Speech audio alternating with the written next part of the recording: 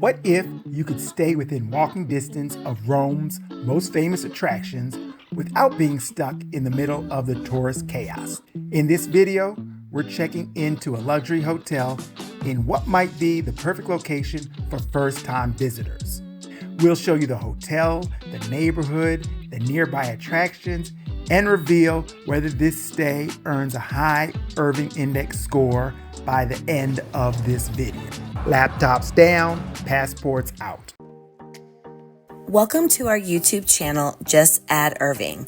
We are Adrian and Irving, a married couple who love to travel and explore the world together, and sometimes with our kids in between the organized chaos of life. Our hope is that whether you are planning your next vacation, navigating blended family life, or just searching for relatable, uplifting content, you feel at home here. So welcome to our world, welcome to our journey. Well, we just got back from Italy, so we toured Rome and Venice. So this video, we want to talk about our accommodations in Rome. Right. We stayed at the Sina Bernini, which is a Marriott Autograph Collection hotel. It's one of my favorite hotel brands. I'm not sure if I picked this one or we picked it for its location. I think we picked it for its location. I think it was a perfect location for first-time travelers to Rome like we are. It was right outside or on the border of the busy area, touristy area. So it wasn't too loud, but very convenient for places we wanted to go. So I felt like the check-in was like really convenient and very easy.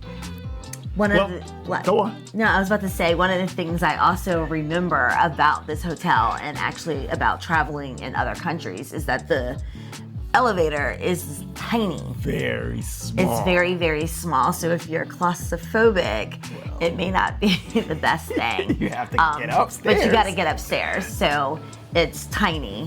There wasn't a problem with it. Like, there's nothing wrong with it. It's just that they call them the lift. Yes, the lifts are small. You can't have a whole lot of suitcases on. Two suitcases, two people. Short ride up and down. So, yeah. I think we got to pick our category of our room. Yes. And I think we were a little bit more surprised than we thought, because again, it was supposed to be a smaller. I don't know if it was supposed to be. Well, a suite or. I don't know if it was supposed to be smaller, but I think that we have like this illusion that when we're traveling in the United States that you're gonna have these like really, really large hotel rooms. And when you go overseas, the rooms are a quite bit smaller, but the amenities were great. Like the room itself was fantastic. We had a nice view. We had a little balcony. We had our balcony. Getting up in the morning, be able to see outside. Right. So I don't know. We didn't sit outside much because it was a little chilly for us. It wasn't very warm. But if you travel during the summer, this would definitely be perfect. So. But we were also very busy.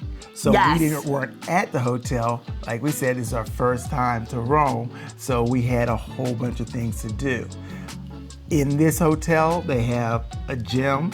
We didn't even see the gym because we were so busy. It has. We needed to be in the gym after we ate. Well, actually, no, because we walked and walked and walked. We probably averaged at least 7 miles a day. Yeah. And so it had the gym, it had a restaurant. We didn't get to go to the restaurant either because we wanted to try to find some of the local food, which we did. It has, a rooftop bar. We didn't even get to that. We did get to it. We did? Okay. Oh, maybe. Well, we didn't no, we didn't. I think we tried and it was closed. Correct. Right, okay. So, but because we were so busy. But again, for the location, right on the edge, the Trevi Fountain was about an 8-minute walk to. Mm-hmm. The Spanish Steps was about 10-minute walk to. Mm-hmm. Pantheon, I think about 17 minutes, about that. But you really didn't think that it was that long because you're walking and you're like looking at the shops and doing all the other stuff. I looked at all the shops. But you come across so many historical landmarks. Just walking, you're looking all over, you know, you just run into something. Yeah, you really do. And so you never know where you might end up. So this location again, maybe 30 minutes to the Coliseum. We had a nice walk to the Coliseum for a tour there. And where else did we walk? We walked everywhere. Everywhere. Well, we actually took a taxi to the Vatican so we can be there early in the morning to see that.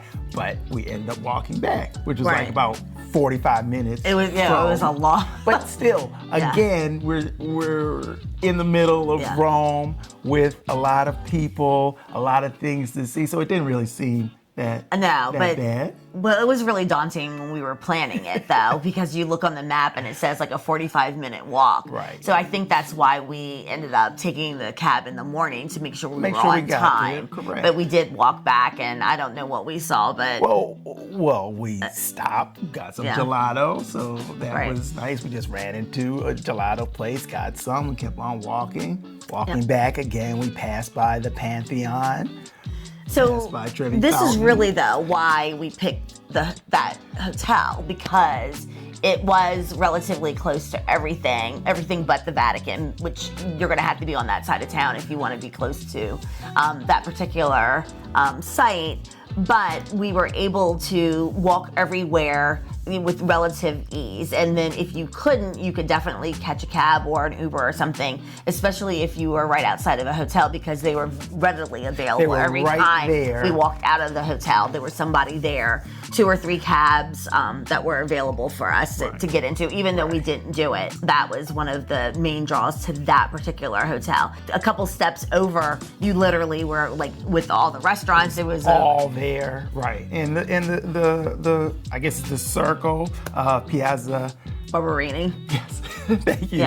Was right there. We had the fountain. But the Barberinis were like pretty important in Rome because they have the little flower or whatever that was. Right. So there is a whole backstory about the Barberinis. Right. So so I think it was a perfect location. First time, like I said, we walked everywhere. Very convenient in there. We didn't make it down to Trastevere, which is popular foodie area, but of course we still had great food. Right. We picked the hotel based on where we thought, 1, it would be a safe area, and then 2, that was walkable to that particular place that we had to meet up. Right. Just overall, first time to Rome, perfect location, everything's there, everything's in walking distance. And the hotel was nice. So it was a nice great hotel in a nice location. All the amenities were there. Very clean room. We got turn down service at least once a day. So that was good to come back and because we walked a lot. Turn down service. We got our little chocolate in there. Yes. If this is your first time to Rome, the Sina Bernini Bristol is an excellent choice. With its beautiful accommodations, outstanding amenities, and unbeatable location within walking distance of many of Rome's top attractions, it makes exploring the city incredibly easy.